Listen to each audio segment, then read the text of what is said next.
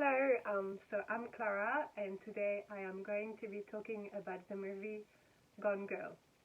So, Gone Girl was written by an amazing novelist called Gillian Flynn and released in 2012, and it was directed and adapted into a movie by David Fincher in 2014. So, you probably know David Fincher. He directed movies such as Fight Club and The Social Network as well. So, what is the movie about, first of all? So, Gone Girl sets us in a story where there is a couple called Nick and Amy Dunne, played by Ben Affleck and Rosamund Pike. So, on the day of their anniversary, Amy goes missing, and later on in the movie, Nick will be accused of the disparition of his wife. So, I chose this movie because it portrays relationship very differently. It goes into the darkness of the human emotions in a way.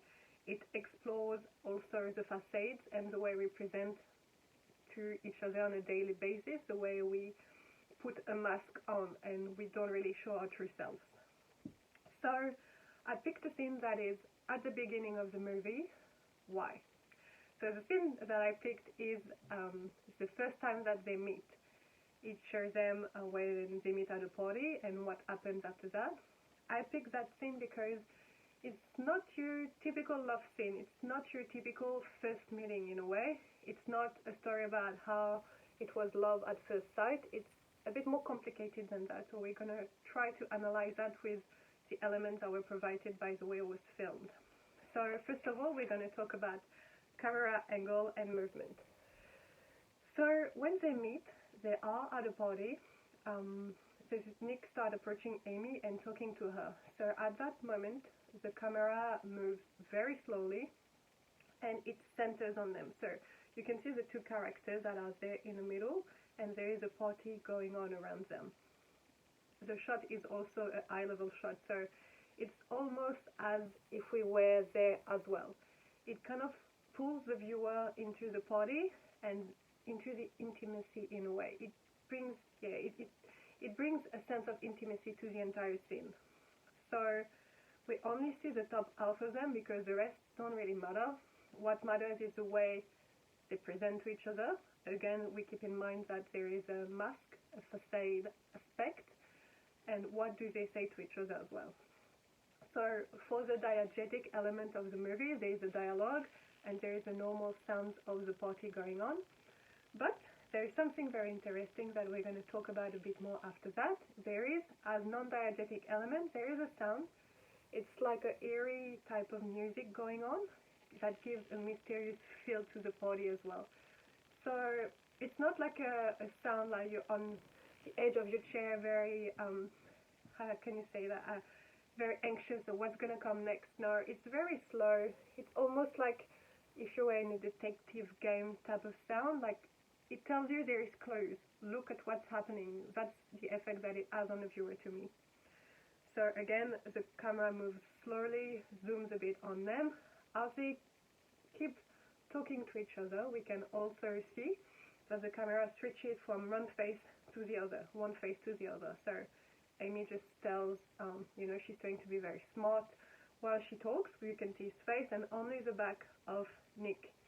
And that is very interesting as well. It's like they show how narcissism can be projected. Again, it's the same of the mask, but what's interesting here to me is that they are projecting onto each other without being very aware that the other one is doing the same thing as well. That's an interesting element here.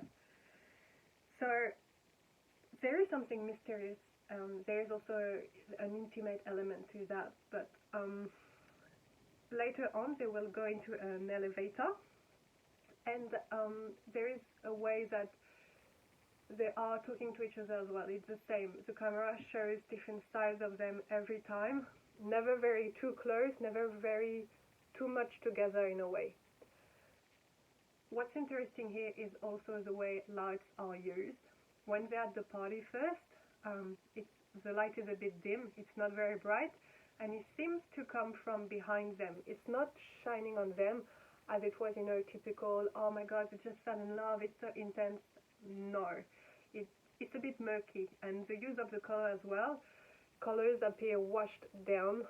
It might be because it is recalled as a memory, because this part is actually an entry made by Amy in her own personal diary, talking about the first time they met.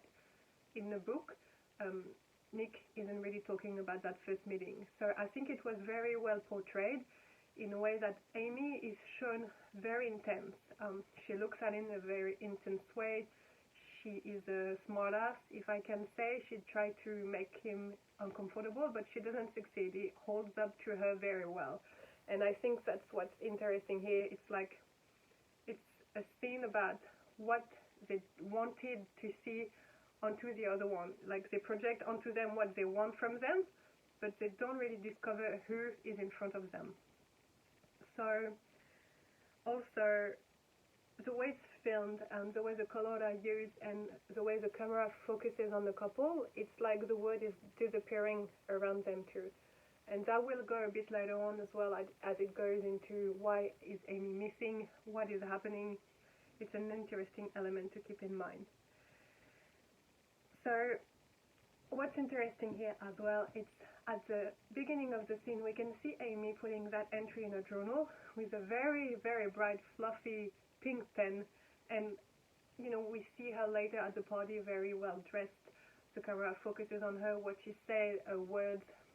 I think it shows as well that there is two very interesting elements about her personality that need to be kept in mind. She, in a way, is a very fluffy girl, if I may say. A bright pink pen, she's a little bit childish, but on the other side, she's very intense, very strong, and that shows that there is a very important sense of intensity about her. So, despite that it seemed at first like a love scene, they met at a party, they kiss a little bit later on in an alleyway. It's also when they are surrounded by sugar dust. So there is a lot of mystery elements that are surrounding that couple. It's not a typical love scene, again, I'm repeating myself, but it's very interesting to keep that in mind because a lot of elements are there to tell us there is more to it. It's not typical. The way it is filmed, the way the color are used, everything seems a bit dark or dull. So we have to keep in mind that it is not a love scene at all, and that's what's interesting. And it also puts forward Amy's opacity. She's very hard to read. So that's it for today.